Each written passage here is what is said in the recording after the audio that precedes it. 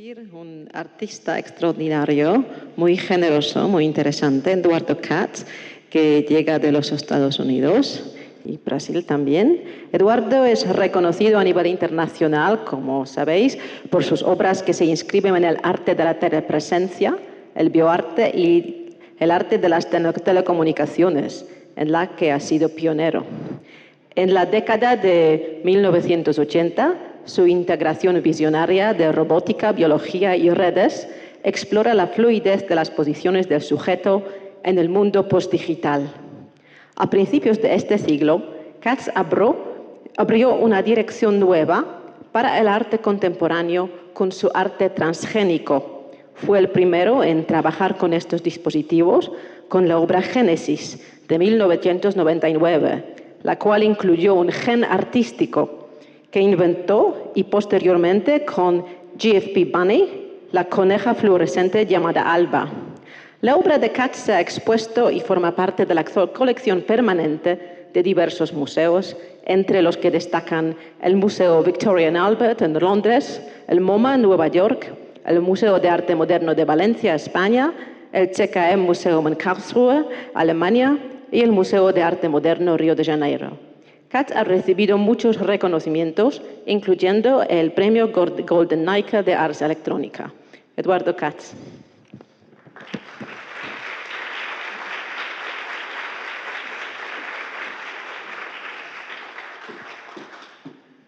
Hola, muchísimas gracias. Me gustaría empezar agradeciendo a Johanna Zielinska por la invitación y todo el equipo del festival por la bienvenida y a ustedes también.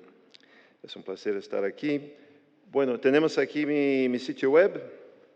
El sitio ya lo vengo desarrollando desde 95, es decir, que hay un montón de información sobre todo en 8 idiomas, incluso el español. Y hoy yo voy a utilizar mi sitio para intentar hacer un panorama de mi trayectoria de 30 años. Empecé en 1980. Más o menos una hora. Entonces tenemos ahí más o menos una hora para hacer un recorrido de 30 años de trabajo. La manera más sencilla, más sincera, más directa, objetiva de decir lo que hago sería quizás decir que yo creo la vida biológica como nosotros, vida que la naturaleza no produjo, pero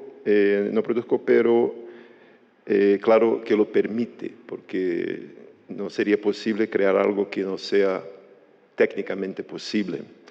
Pero este desarrollo de los últimos, vamos a decir, más o menos 15 años, tiene por base toda una vida, toda una trayectoria. Entonces vamos a empezar mirando un poco dónde viene todo esto hasta llegar a estas obras de bioarte y también de arte transgénico. Vamos a clarificar también lo que quiere decir estos dos términos. Bueno, tenemos aquí el sitio y ya ven muy claramente que en la derecha tenemos categorías que no se deben tomar por finales, conclusivas, cerradas, pero quizás como una manera de introducir áreas distintas de trabajo, áreas de concentración, de desarrollo en todos estos años. Una sección dedicada a las primeras obras del principio de mi trabajo, una sección dedicada a obras con lenguaje. Vamos a hablar muy rápidamente sobre este tema y vamos a seguir adelante, pero es importante decir que yo tengo en realidad dos trayectorias paralelas. Una que es totalmente basada en la creación poética experimental con nuevos medios a partir de 82 y hasta el presente, siguiendo adelante. Y la otra, claro, es la creación plástica, visual. Y acá tenemos 3 secciones. La primera dedicada al arte de telecomunicaciones, así llamábamos nosotros en la época anterior al web. Es decir, que Internet, web, no empiezan el trabajo con los sistemas de telecomunicaciones, solamente son un momento importante en ese desarrollo y claro, seguro en el futuro, con otros desarrollos de telecomunicaciones, los artistas continuarán a trabajar con networking, con trabajo en red. Entonces, las obras que creé antes del web, como la conocemos, están aquí. Las obras de telepresencia, vamos a hablar de esto hoy. Vamos a explicar un poco lo que es este concepto de telepresencia.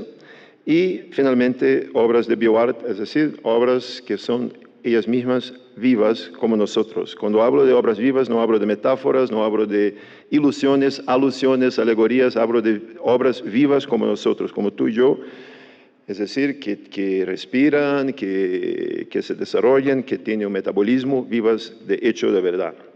Vamos a hablar de esto todo. Esa es una introducción. Y en la izquierda, cuando visitan mi sitio web, van a ver que hay siempre cosas diferentes, porque en la izquierda pongo exposiciones recientes, exposiciones que son hechas ahorita. Tengo también aquí abajo una sección para los eventos que se pasan este año, incluso esta charla, incluso la exposición de la cual estoy participando en el festival. Y entonces, es decir, que la columna de la izquierda va a cambiar todo el tiempo. En la derecha tenemos así una orientación básica de mis áreas de trabajo. Y aquí los vínculos, los links para los otros idiomas, incluso el español. Y también los libros, porque parte de mi trabajo tiene que ver también con la escrita teórica, la publicación. Soy un bibliófilo y bibliómano, confeso. Bueno, esa es una noción preliminar. Entonces, siguiendo adelante, yo decía que tengo una trayectoria de 30 años, más de 30 años. Empecé en 1980. Y como niño, creciendo en este ambiente con la televisión, con el cinema, con los cómics, este universo de visualidad siempre fue muy, muy importante. Pero claro, una visualidad que está muy colgada también con el texto, es decir, con una noción del texto que cambia de acuerdo con la visualidad. Muy interesado en la poesía, empecé entonces a trabajar con lo que se llama de poesía visual, es decir, la creación poética que tiene una carga visual, es decir, que parte de la comunicación del texto poético tiene que ver con la tipografía, con los espacios blancos, con los elementos visuales que se adjuntan al texto. Entonces, estamos hablando ya, ¿verdad?, de principio de los 80. Entonces, para dar una idea así muy, muy rápida, sin entrar en el sentido de las obras, sin entrar en el análisis de cada tema, tenemos aquí una idea de algunos de los textos que yo creé en este principio. Entonces, por ejemplo, la lectura se hace en esta dirección y después en este sentido y después así. Entonces, claro, parte de la experiencia del texto es la descubierta de la orden de lectura y el sentido que tiene esta orden de lectura para la carga semántica del texto. Ese es un soneto clásico. Si miran, en la derecha hay una rima visual y no tenemos tiempo para hacer una lectura silenciosa, despacio, entonces ya explico que la llave de este poema está en la rima visual. Empezamos con la naturaleza, enseguida tenemos una referencia al estacionamiento, es decir, la construcción humana, la idea de algo que entra, que es reforzada por la comida, y la idea de algo que sale, y claro, la fertilización que vuelve a la naturaleza.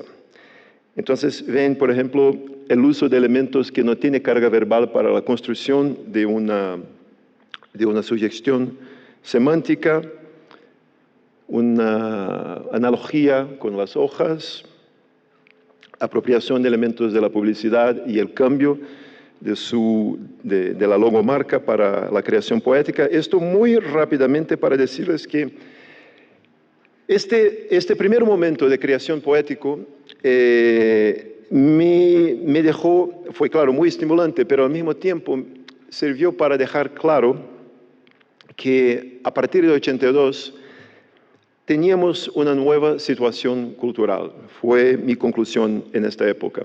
Es decir, estábamos empezando una transformación profunda.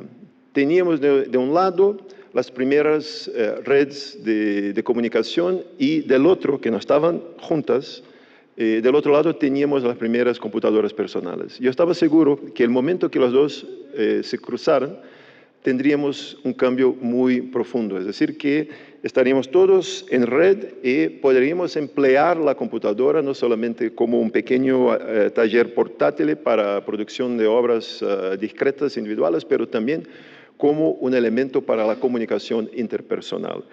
Entonces yo pensaba que a partir de esas experiencias para la creación poética, para la impresión, para el libro, para el espacio del libro, para lo que John Kelly llama de codex space, el espacio del libro, teníamos que ir más allá y pensar una poesía, pensar una forma de arte que sea directamente inmaterial, que sea directamente, que exista directamente en este universo de red digital y que por tanto va más allá del espacio gutenbergiano, del paradigma gutenbergiano.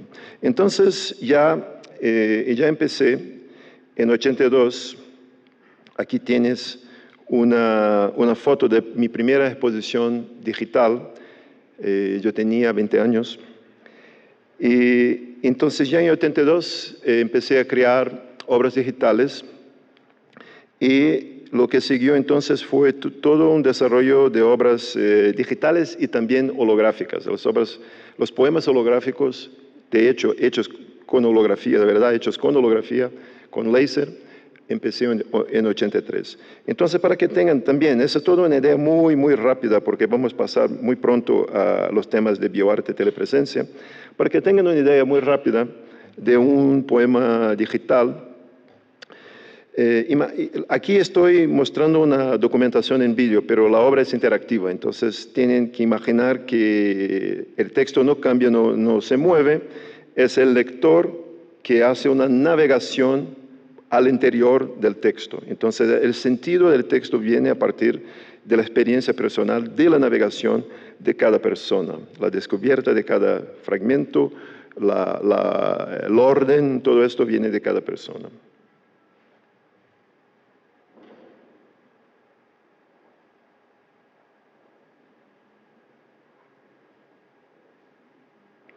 Esta documentación es una persona que está leyendo, estamos grabando en el momento de la lectura, en el acto de la lectura.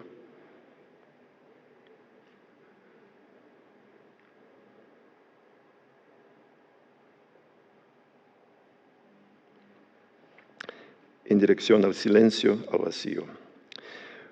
Y para terminar esta primera introducción sobre mi interés por el universo del lenguaje, en un universo que ya no es más en el paradigma gutenbergiano, les muestro un ejemplo de un poema holográfico. Esta es una documentación en vídeo de una obra holográfica, es decir, se tiene que imaginar que se está mirando una obra que emerge de la oscuridad y que vuelve a la oscuridad de acuerdo con el punto de vista de cada persona. Se tiene que imaginar que se está grabando la experiencia ocular del observador, las excitaciones, las descubiertas, el cambio, el movimiento del cuerpo. Una buena parte de la experiencia de la lectura es trasladada al movimiento kinestético, el movimiento del cuerpo del lector. Esto así todo muy, muy rápido para que tengamos ahí una idea de que vengo de esta búsqueda de una nueva manera de trabajar con el lenguaje, una manera de trabajar con el lenguaje que va más allá de la rigidez del texto en la página impresa y que lo proyecta entonces en espacios desmaterializados, en red, con láser, en una escala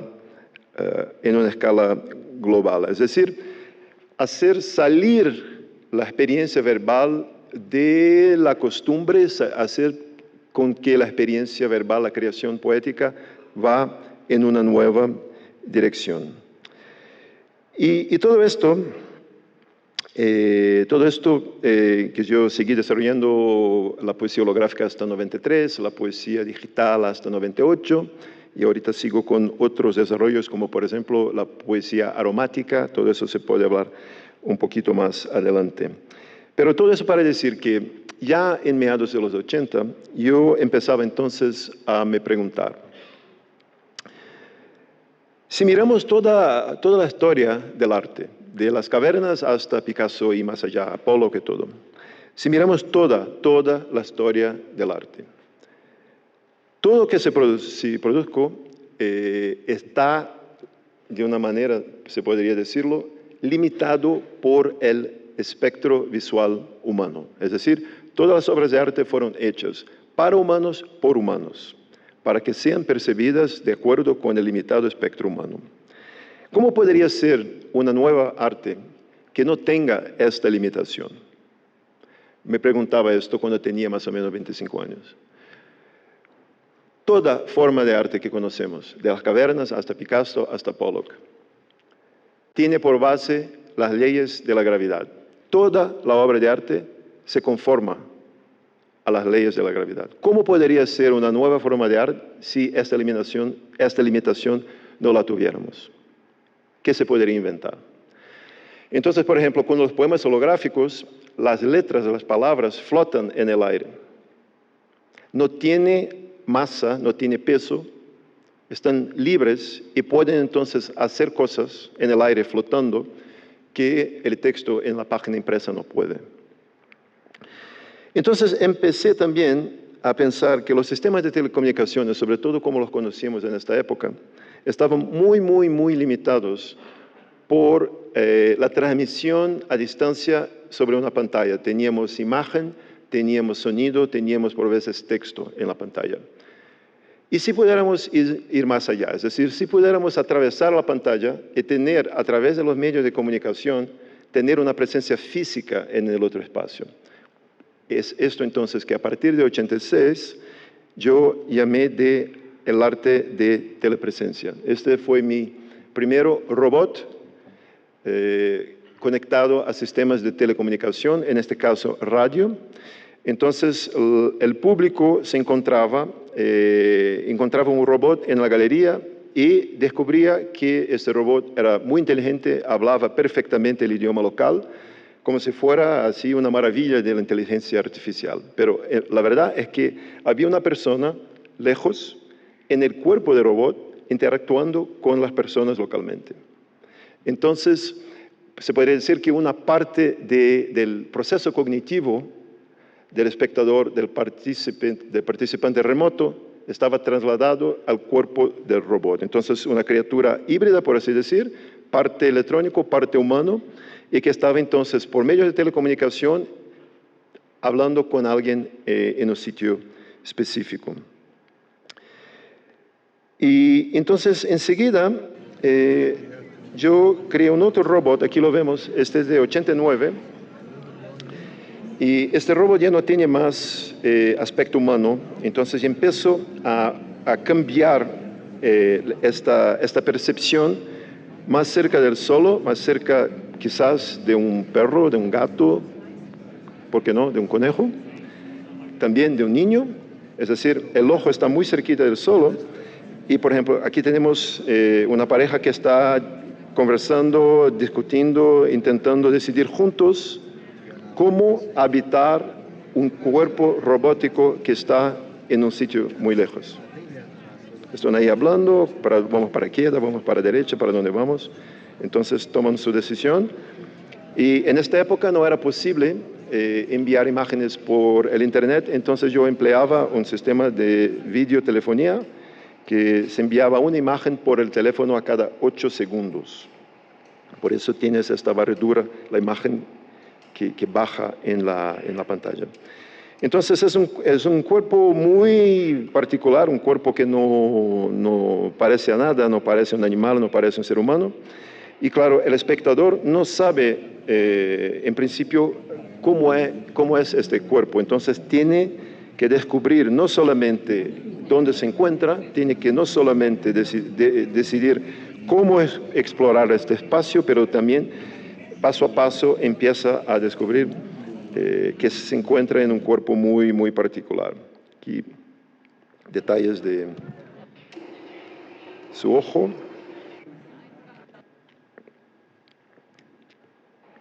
Entonces, lo que fue muy importante para mí en este momento fue este cambio de un telerobot, un robot de telepresencia que era antropomórfico, a un robot de telepresencia que no tenía ninguna analogía con algo que sea conocido. Entonces es un cuerpo electrónico inventado y que, claro, está cerquita del Sol, entonces puede parecer un poquito más con un animal, pero seguro ya no es más humano. Entonces empezamos ahí, de la misma manera que yo buscaba con el lenguaje ir más allá de lo que conocía el ser humano, mover el lenguaje poético a un universo nuevo, desmaterializado, inmaterial. Aquí empiezo a buscar esta descentralización del humano, una búsqueda de hacer con que el ser humano salga de sus propias esferas de referencia y se encuentre en un cuerpo inventado que puede un poquito parecer con de un animal, pero seguro ya no es más el cuerpo humano. Entonces, este cambio es un momento importante porque me abre nuevas perspectivas. Entonces, por ejemplo, ya en 94, una vez hecho este paso, yo me pregunté, entonces, si no solamente todo el arte, de las cavernas hasta Picasso, Apolo, que todo, es hecho para el espectro humano, ¿cómo sería si pudiéramos trabajar de otra manera? Es decir, si pensamos, por ejemplo, cómo experiencia la vida, el espacio, la naturaleza, la ciudad, los animales con los cuales compartimos la ciudad, el perro, por ejemplo. La experiencia que tiene el perro del mundo, de estar en el mundo, es muy, muy diferente de la nuestra. Para nosotros, que somos seres fundamentalmente visuales, para nosotros domina la visión. Para el perro, domina la capacidad olfativa. El perro tiene una resolución, una capacidad de identificar detalles olfativos que es más o menos parecida con la que tenemos nosotros con la visualidad. La abeja, por ejemplo, cuando aterriza en una flor, lo que ve es muy diferente de lo que vemos nosotros. Nos vemos, por ejemplo, una cor roja y la abeja verá dibujos en otros colores, porque tiene la capacidad de percibir partes del espectro que nosotros no podemos. Y así por delante. Entonces, ¿cómo sería el arte si pudiéramos no solamente reconocer la belleza de esta estética no humana, pero también crear obras para seres que no sean humanos? Entonces, por ejemplo, mi primera obra en este sentido fue Ensayos sobre el entendimiento humano. Fue una obra para un pájaro y una planta. This piece is a dialogue between Naturalmente yo no voy a discriminar a los humanos pueden venir, pero la obra no es creada para los seres humanos. Entonces, en un sitio, en una galería, tenemos un pájaro, lejos, en una otra ciudad, tenemos la planta colgada a una computadora, y la computadora está entonces monitorando la fluctuación eléctrica de la planta. Una vez que canta el pájaro, escucha la planta con su fluctuación eléctrica, acciona sonidos que vuelven a la jaula del pájaro, y entonces se produce entonces un diálogo interespecie. Aquí tenemos un diagrama que lo deja todo muy claro. En la izquierda el pájaro, a la derecha la planta, y por la red, la emisión de sonido del pájaro, que escucha la planta, la fluctuación eléctrica que produce sonidos que vuelve entonces a la jaula del pájaro. Entonces es una forma de comunicación entre dos especies distintas a través de la red. La obra es hecha para el universo sensible de estas dos especies, Y claro, cuando el ser humano viene a la galería, simplemente por estar ahí, por estar cerquita del pájaro, por estar cerquita de la planta o tocar la planta, todo esto cambia las relaciones entre estos dos seres. Entonces es una obra que no es pensada específicamente para el universo sensible del ser humano, pero para el universo sensible de dos especies distintos. Entonces tenemos una obra de comunicación interespecie. Ya empiezan a ver muy claramente, claro, algo que yo en la época no podía ver con tanta clareza, pero pasados 30 años ya se queda todo más claro, que esta búsqueda que empieza con el lenguaje, que proyecta el lenguaje más allá de la esfera de la comunicación ordinaria humana, y que entonces va a intentar hacer con que la telecomunicación va más allá de la pantalla, y que entonces proyecte una sensación muy concreta de presencia, una invención de condiciones de presencia nuevas a través de estos cuerpos robóticos inventados. Este cambio de la centralidad de la percepción humana, la introducción de otras modalidades de percepción en la creación artística. Todo eso en este periodo, hasta 94, está en plena evolución en mi trabajo. Con esta obra, que se llama Teleportando un estado desconocido, es una obra de 94 también. Cuando llegamos en la galería, vemos una planta viva en una estructura y hay una computadora, pero tenemos acceso de casa y tenemos acceso también a cada uno con su teléfono. Vemos que hay los nombres de las ciudades y vemos una imagen en vivo, en directo, en el centro de la planta que está ahí, enfrente a nosotros. La planta está en una sala oscura, entonces, una vez que pulsamos los nombres de las ciudades, enviamos la luz del cielo de esta ciudad para que la planta haga fotosíntesis en esta sala oscura. No tiene otra fuente de luz. A cada uno de pulsar, sea París, sea Tokio, sea otra ciudad, y en directo, en vivo, en directo, la luz del cielo de París es proyectada ahí, enfrente a nosotros, sobre la planta, que entonces recibe esta carga luminosa de fotons que viene directamente del cielo de París, de Tokio. Es decir, como la obra es en vivo, en directo, tiene una luminosidad que cambia constantemente de acuerdo con la rotación del planeta.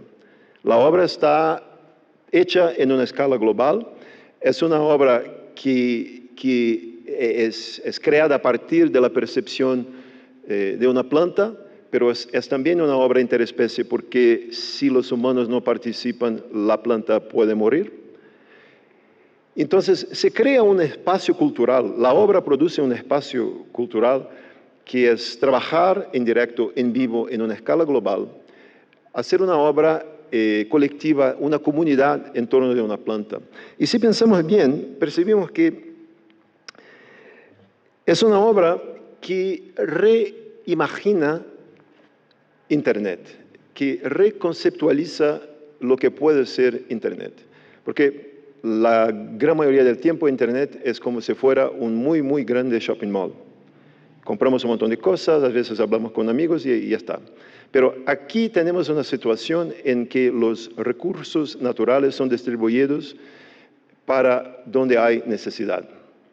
Aquí tenemos una situación de inversión de los vectores habituales de la comunicación. Si pensamos la radio, la televisión, los medios tradicionales, tenemos una situación en la cual el control es muy centralizado. La tele habla, el radio habla y nosotros escuchamos. Y aquí, es decir, que la comunicación va de un punto a todos los demás. Aquí tenemos el contrario. Tenemos muchos puntos que se concentran sobre uno. Es exactamente el contrario del sistema de comunicación tradicional. La obra es de 94 y 94 es el horizonte de cambio de una sociedad pre-web a una sociedad web, porque Los browsers fueron anunciados como el Mosaic, que fue el primero, fue anunciado en finales de 93. 94 fue este primer año que la gente, eso que es web, se escribían libros explicando lo que era web, fue un primer año de descubierta. En 95, la web estaba en la portada de una revista de noticias importante como Newsweek, y al mismo tiempo en 95 en la portada de la revista Art in America de Nueva York. Entonces, 95 fue el año que la gente comprendió finalmente que había un cambio. Y 94 fue este momento de ruptura, de transición. La obra de 94. Entonces, es una obra que en este mismo momento en que todo está por acontecer, hasta esta ruptura que muestra que tenemos que invertir la dirección de comunicación tradicional de la televisión que todo controla, y crear una sociedad más democrática, crear comunidades y crear posibilidades de interacción que no excluyen el no humano. Es importante en esta obra.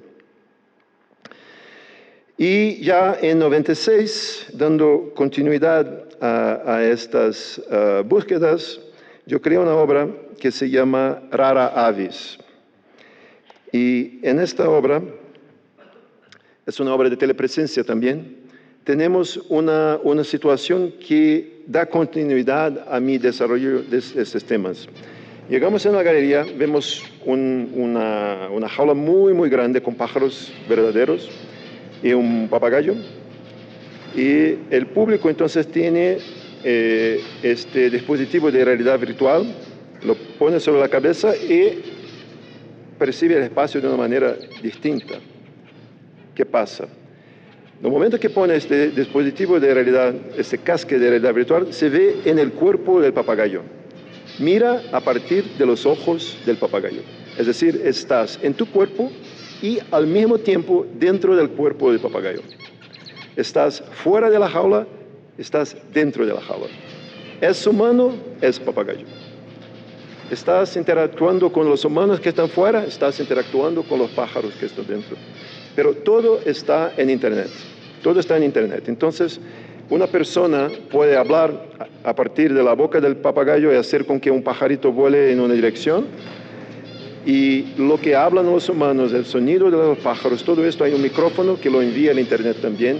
Y la gente entonces puede controlar también la cabeza del papagayo. Entonces, se produce un espacio cultural. Se produce un espacio cultural en el cual convergen el humano y el no humano, lo que está lejos y lo que es local, el robótico y el animal. Todo esto junto en una esfera de acción e interacción que es finalmente la obra. Yo creo que en el futuro...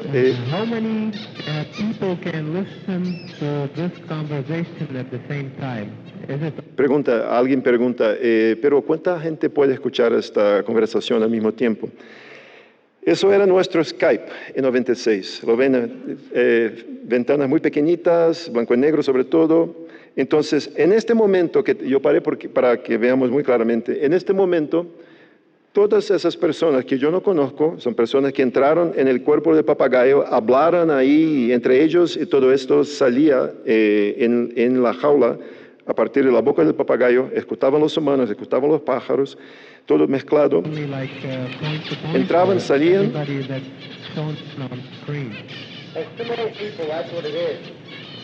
Entonces, los cuerpos son estos espacios que se cruzan y que se entran, que se salen. Las voces del humano, del pájaro, de conocidos, desconocidos, todos se cruzando, interactuando, compartiendo, creando estas comunidades efímeras de humanos y no humanos entre el robótico, el animal, el local, el lejos. Todo esto produciendo un nuevo espacio cultural. Es una obra de 96. Y yo me acuerdo muy bien porque en 96, en esta época, 94, 96, si los museos y las galerías tenían una máquina de fax, ya era fantástico, ya era estupendo.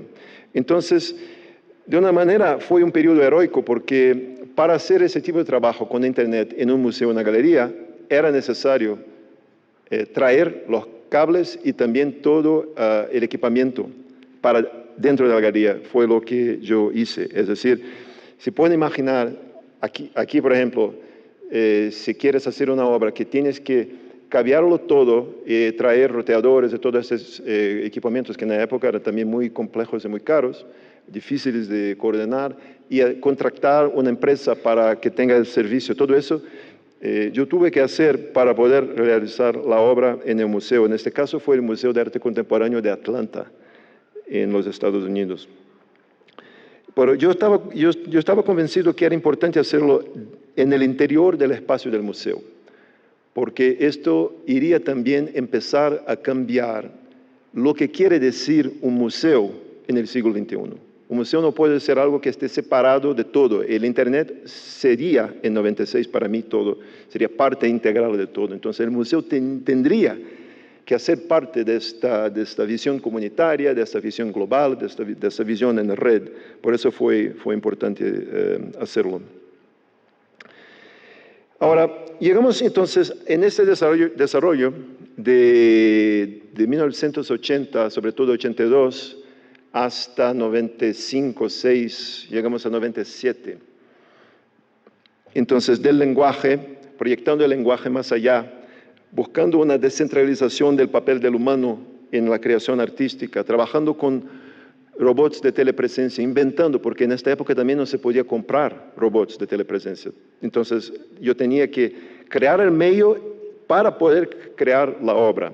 Entonces, todos estos robots fueron creados 100% específicamente para cada obra. Entonces, estos robots mezclados con plantas, con humanos, con lo que es local, lo que es lejos, todas esas hibridizaciones que rompen con la noción de pureza, rompen con esta idea de que la cultura sea aislada de la vida en general. Yo llego a un punto en 97 que es un punto importante en mi desarrollo, porque yo percibo que yo estoy en 97, ya estaba entonces trabajando con el digital hacía 15 años. Y yo veía que en el horizonte había un cambio también muy serio, muy importante, una ruptura cultural muy significativa, y que los artistas tendrían que participar en este proceso, más que hacer una reflexión sobre este proceso, más que en sus obras refletir directamente en sus obras este proceso, participar directamente en este proceso y hacer con que la dimensión cultural de este proceso fuera tan importante cuanto sus otros aspectos. ¿De qué estoy hablando? Estoy hablando del hecho de que en finales de 90 es la cuestión de la biotecnología que empieza a tener un espacio privilegiado en mi reflexión y mi práctica. En 97 yo creé una obra que se llama Cápsula del Tiempo, y fue en el contexto de esta obra que creé por la primera vez el término bioarte. La obra Cápsula del Tiempo es basada en el implante de un microchip que yo hice en directo en Internet y en la televisión, en frente a 7 fotografías sepia de mi familia en Polonia antes de 39. Pero no es importante que sea mi familia, porque no estaba marcado de ninguna manera en la galería. Lo que me interesaba es que tenemos nosotros todos fotografías muy viejitas en las cajas, en los álbumes con la familia. Cuando miramos esas fotografías, hay como una huella de recuerdos, de memoria, de reflexión sobre identidad, sobre nuestra historia personal. Entonces, yo que quería era desencadenar en el observador esta huella de recuerdos, de memorias, más que hacer con que el observador pensara sobre mi historia personal. Como no había nada apuntando dónde venían estas fotos, servía más como una manera de desencadenar en cada uno sus propias memorias. Pero fundamentalmente, ¿qué tenemos? Este implante de microchip digital, es decir, este elemento digital que contiene memorias, porque una memoria digital almacenada es, llamamos nosotros, una memoria, estaba entonces confrontada con este dispositivo analógico de preservación de memorias, que es la fotografía.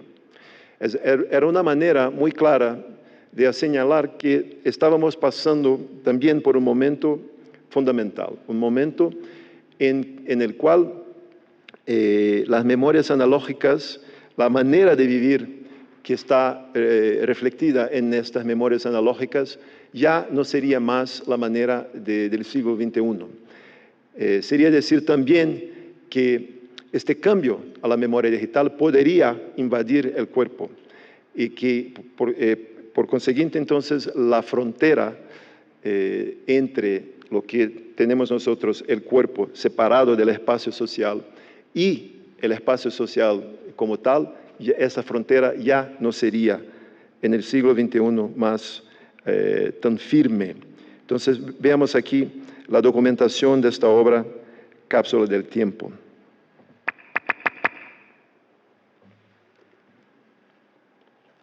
Son las 7 fotos que están en la pared.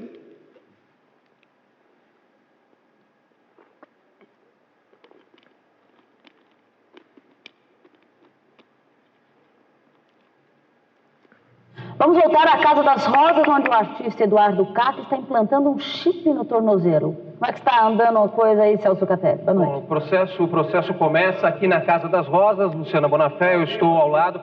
O Eduardo está fazendo a incisão e eu estou ao lado do médico Paulo Gouveia, que vai explicar o que está sendo feito. Doutor Paulo? Agora ele está rompendo a pele, vai percorrer com a agulha paralelamente à parte superior da pele, vai percorrer num ângulo paralelo a essa pele, vai introduzir totalmente a agulha no tecido subcutâneo. Aí, ao final do término da inserção da agulha, ele vai segurar, vai apertar, aí vai fazer a introdução do chip através de um mandril que corre. La narración es hecha por el médico, tenía miedo de perder su licencia, entonces no me toca, pero sigue narrando, explicando lo que está pasando. Pressionar para que não haja sangramento e vai retirar a agulha. Um procedimento absolutamente sem risco, inócuo, esterilizado, sem contaminação. Agora, com licença, que eu tenho que ajudar o paciente. Perfeito, Luciana, vocês acompanharam ao vivo aí a colocação desse microchip pelo Celso, artista. Pois não, Luciana? O chip já está lá dentro agora? Já está lá dentro, o chip já está lá dentro. Entonces son intervenciones en una emisión de televisión. Para a Casa das Rosas, Celso Catelli. Y la tercera parte volvemos a la galería en directo y la gente de internet hace la lectura del contenido de microchip que ya está en el interior de mi cuerpo. Entonces, es una experiencia que no hay dolor, no hay sensación ninguna cuando la lectura es hecha, lo que quiere decir que una vez que tengamos informaciones digitales en el interior del cuerpo,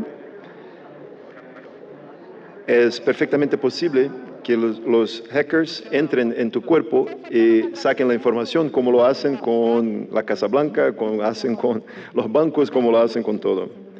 Entonces el cuerpo empieza a ser también una parte, el cuerpo vivo empieza a ser una parte directa del Internet, no por alusión, no por metáfora, pero una parte directa de Internet porque tiene memoria digital que se puede recuperar a partir del Internet, como esta computadora, por ejemplo. Entonces, esta conexión del cuerpo vivo con la red se hace muy presente en esta obra. Entonces, esa es una obra que es para mí también un marco, porque este concepto de arte vivo y que no está separado del resto, representa un cambio muy importante. Entonces, en 98, esa obra en 97, en 98 yo escribí un manifiesto que se llamó Arte Transgénico, y todo eso está en mi sitio. Hay también un libro con mis textos que se publicó en español, el CENDEAC de Murcia lo publicó, todo lo descubren en mi sitio. Pero en 98 entonces yo publico este manifiesto que llamé Arte Transgénico, y en este manifiesto yo explico que más allá de Cápsula del Tiempo, lo que quiero hacer más precisamente en este universo más amplio, lo que llamé de bioarte, es a través de los procedimientos transgénicos, crear nuevas formas de vida, cada una con su carga poética, cada una con su contexto poético. La primera es Génesis, de 99. Entonces, 97, Cápsula del Tiempo, 98, el Manifiesto, 99, presento por la primera vez la obra Génesis.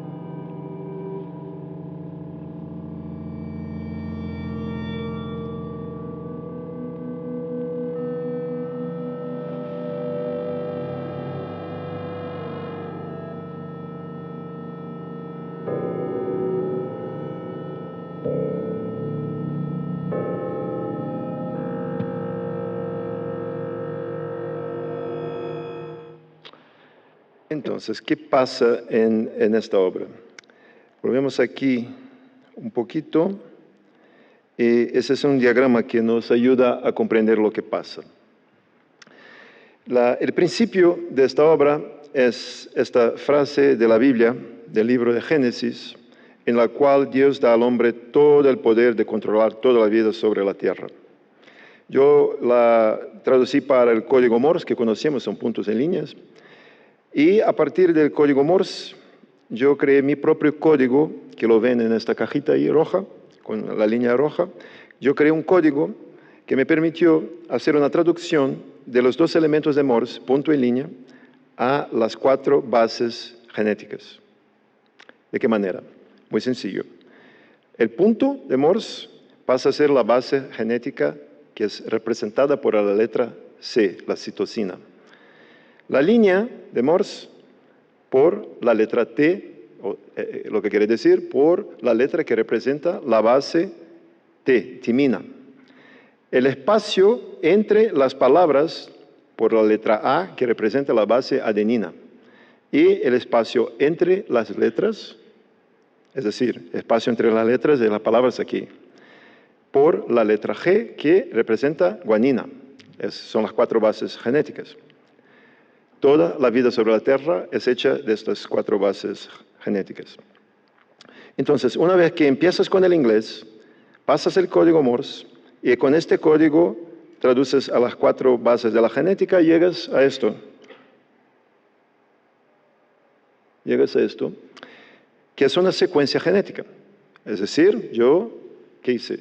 Una traducción del texto en inglés de la Biblia a la genética, entonces yo producí un gen del Génesis.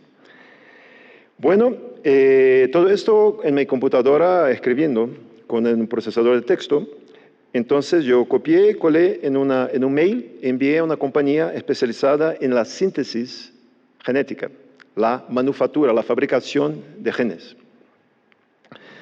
Y 2 semanas después recibí por correo, por FedEx, una cajita con un vidrio que tenía este gen sintético.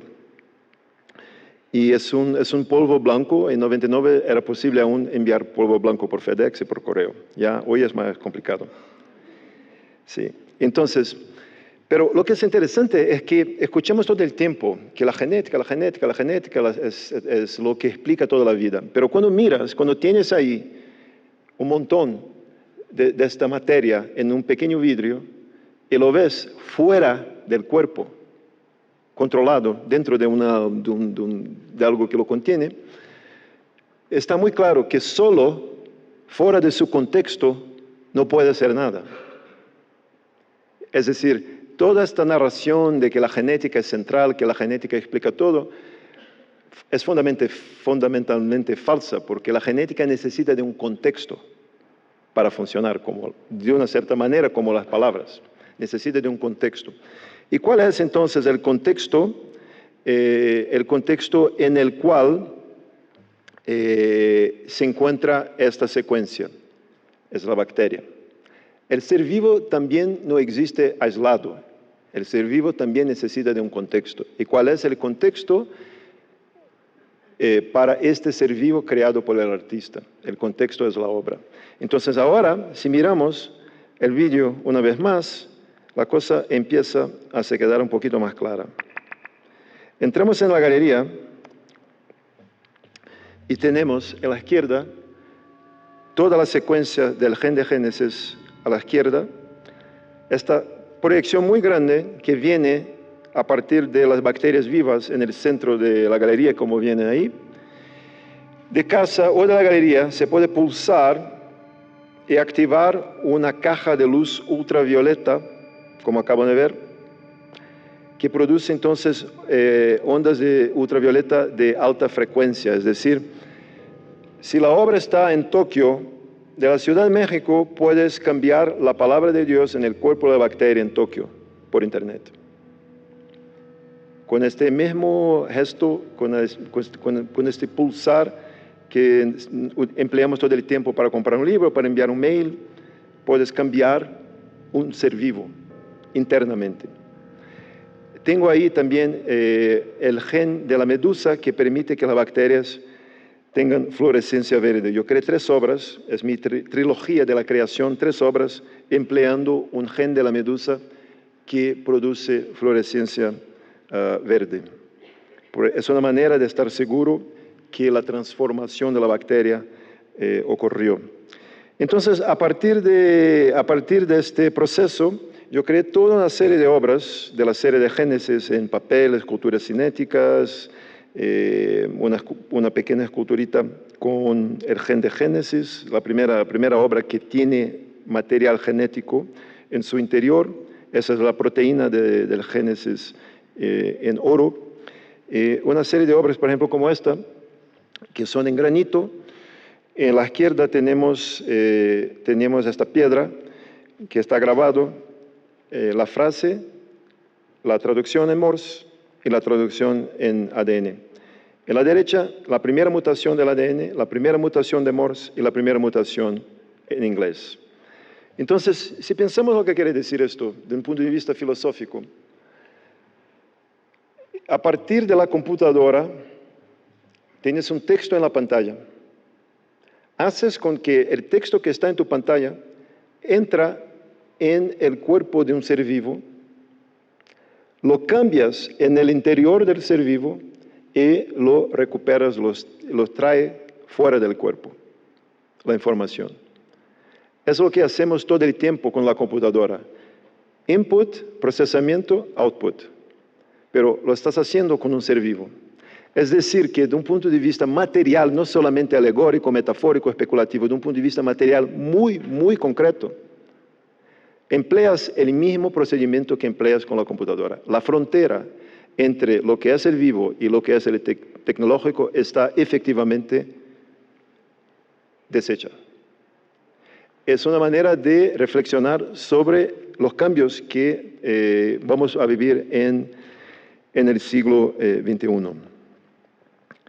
Esa es mi primera obra transgénica. La segunda fue la obra que se llamó La conejita verde, la conejita fluorescente, GFP, y fue una obra en la cual yo busqué a crear una coneja verde. Aquí tenemos una foto, la única foto que sacamos juntos. Quiero dejar muy claro que eso no es mi casa, es el laboratorio. Este fondo horrible ya es laboratorio, muy viejito de los años 70. Pero es una foto muy emocional en el sentido que fue la única vez que estuvimos juntos, porque el laboratorio muy rápido censuró la obra. Pero tuvimos tiempo de sacar una foto también de la coneja bajo la luz azul, emitiendo la luz verde. Y la idea fundamental es que si pensamos todas las culturas, yo estudié un montón de civilizaciones y nunca logré encontrar, si alguien conoce que me diga por favor, nunca logré encontrar una cultura, una civilización que no tenga una criatura imaginaria. Parece que todas las culturas en todo el mundo produjeron dioses, criaturas mitológicas, quimeras, todas. Criaturas híbridas de una manera o de otra. Y con esta obra, en el año 2000, se llama GFP, Green Fluorescent Protein, proteína fluorescente verde, la conejita verde. Con esta obra yo busqué entonces a romper esta barrera, es decir, pasar de la mitología al medio de creación, de la leyenda a la vida directamente. Es decir, concebir un mamífero, imaginarlo y entonces emplear los procedimientos tecnológicos para hacer con que viva de verdad, para que esté en el mundo como tú y yo. Entonces, esto para mí representa un cambio en el sentido de que la imaginación humana, a partir del momento que podemos imaginar una criatura y podemos entonces hacer con que viva, la frontera también entre la imaginación y la realidad cambia de una manera muy concreta, muy directa, no de una manera metafórica. Bueno, la repercusión de esta obra, no hay como decirlo de otra manera, no fue pequeña, sigue teniendo resonancia en varios medios de comunicación, en museos, en muchos sitios, pero yo creo que su resonancia viene en parte del hecho de que el laboratorio terminó por censurar la obra. Recuerdo que en el año 2000 había una situación cultural muy particular, se hablaba mucho del final del milenio, de Y2K, que los satélites van a caer del cielo, había un miedo enorme. Y quizás este contexto más amplio fue lo que hizo con que el director del laboratorio censurara la obra. Y toda esta repercusión de la conejita GFP, tenemos aquí un resumen de más o menos 4 minutos de lo que pasó en estos años. Está sobre todo en inglés, pero ya verán que... It's the BBC World Service. Have you heard of Alba the bunny? Alba lives at an agricultural institute near Paris, and she looks like any other plain old white rabbit. Well, that's until you put her under a blue light, at which point dear little Alba begins to glow green. And it's not in the name of science, before you ask, but in the name of art. We touched on the genetic engineering controversy earlier in the broadcast. When we saw this story in yesterday's edition of the Boston Globe, we thought, surely not. On the contrary, surely. Here's ABC's Bill Blakemore. Directors of the lab in France that created the rabbit are not letting anyone in to see it. But you can see a picture of the rabbit, Alba, on the website of the artist in Chicago, Eduardo Katz, who commissioned the lab to create her. When you start to genetically engineer animals as part of an artwork, I think that you're really beginning to cross a line that isn't necessary to cross. But animal rights groups say that Alba's artistic visibility may publicize her plight as a lab animal. If this has been highlighted in this experiment, then it is helpful for laboratory animals everywhere. Email us at this address, outlook@bbc.co.uk. Time now to talk about a rabbit that's got a few people into a bit of a stew. That's because this rabbit is at the center of a project that sparked off a debate involving art and science. Spell out, if you will, the artistic message of this project. Well, there are several messages, but one of them is the fact that Alba, like any other transgenic animal, has a cognitive and emotional life that must be acknowledged in a social space.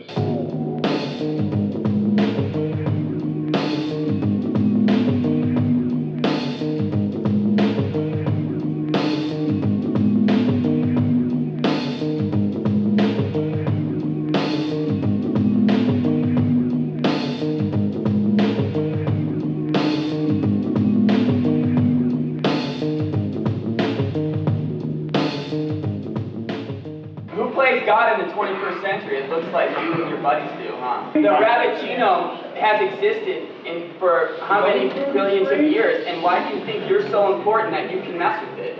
I think you're a pawn of these biotechnology companies, and I'm sure you probably didn't have to pay very much for this to happen, because I'm sure they'd love to tout it as another one of their successes. When ancestral man picked up a stone and called it a tool, we radically changed this planet ever since that time. Okay, and when we accepted the line from Genesis that we hold dominion over all the animals and the fish of the sea, as a society, this is generally what we do, all societies. And we must question each and every technological advance. And we haven't done a good job of it, and I'm glad that you are doing this project to bring these issues to the forefront, to produce these forums when we can hash these problems out, because prior to this, there isn't enough discussion.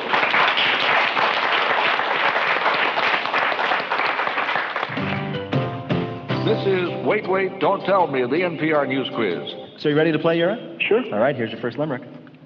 Old Noah cried out, "Oh, dagnabbit, we really must learn to cohabit. If you glow in the dark, come on down to the ark. I've got space for a mutant green rabbit? Yes. Unbelievable as it may sound, it's true.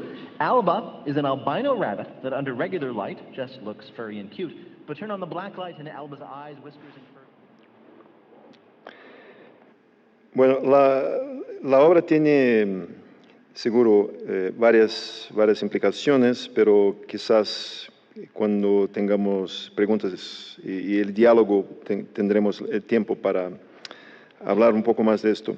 Les muestro ahora la tercera obra transgénica que creé, que completa la trilogía de la creación. Se llama Octavo Día. Llegas en la galería, tienes la imagen del agua en el suelo, caminas sobre el agua para ver el octavo día, una esfera azul que flota en un espacio oscuro. En su interior tenemos ratones verdes, pescado verde, plantas fluorescentes verdes y también amebas fluorescentes verdes que habitan el cuerpo de un biorobot, es decir, un robot que es parcialmente controlado por las amebas y parcialmente controlado por los humanos. Es decir, empecé con la bacteria, un ser unicelular, la forma más pequeña de vida que tenemos. Enseguida, un mamífero, representando la más compleja, y terminando la trilogía, un universo entero en el cual todas las criaturas son fluorescentes verdes. El ojo, por ejemplo, del robot es controlado por humanos, pero la pierna del robot es controlada por las amebas. Es decir, que el comportamiento global del robot es parte ameba, parte humano.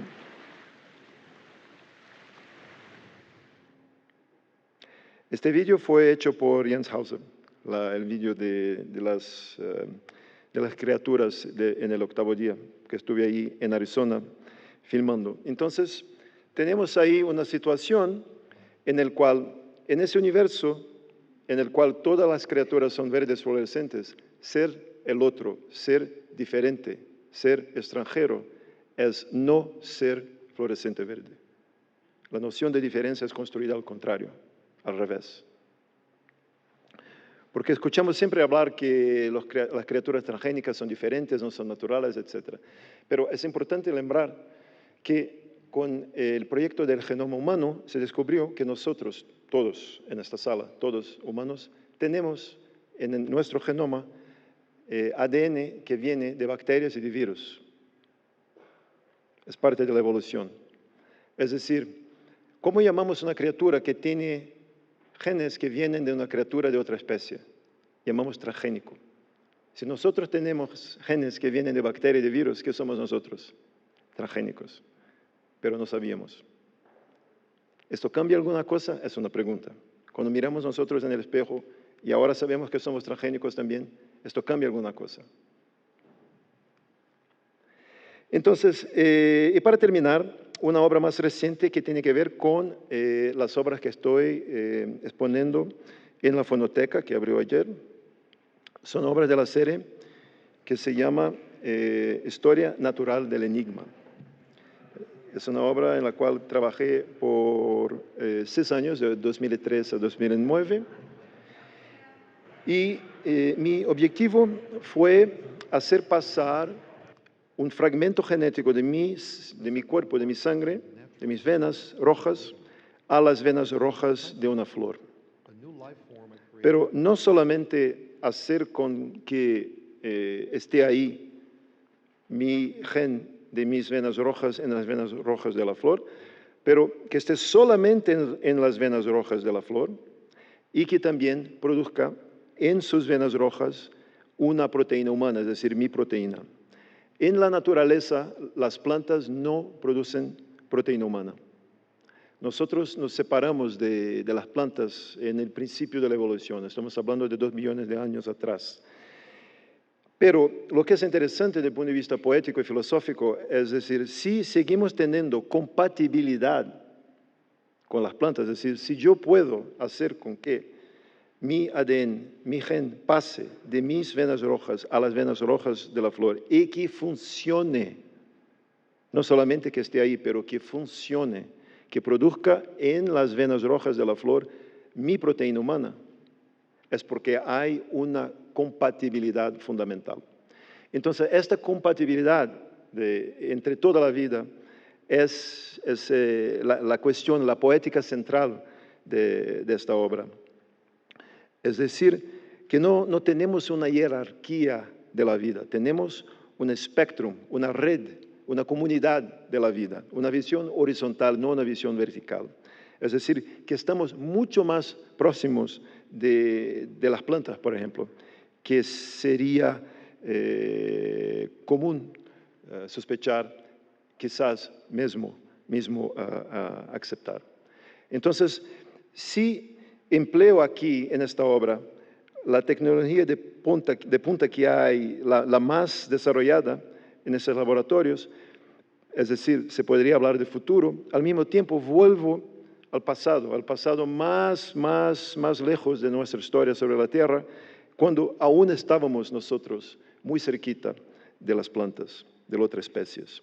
Es más o menos como las primeras obras, una manera de ir más allá, una manera de mostrar que la vida sigue cambiando, la evolución que sigue cambiando en el siglo XXI y que nosotros no estamos solos y que más que nunca la comunicación es fundamental, la comunicación interespecies es fundamental, la comunicación entre toda la vida es fundamental. Muchísimas gracias.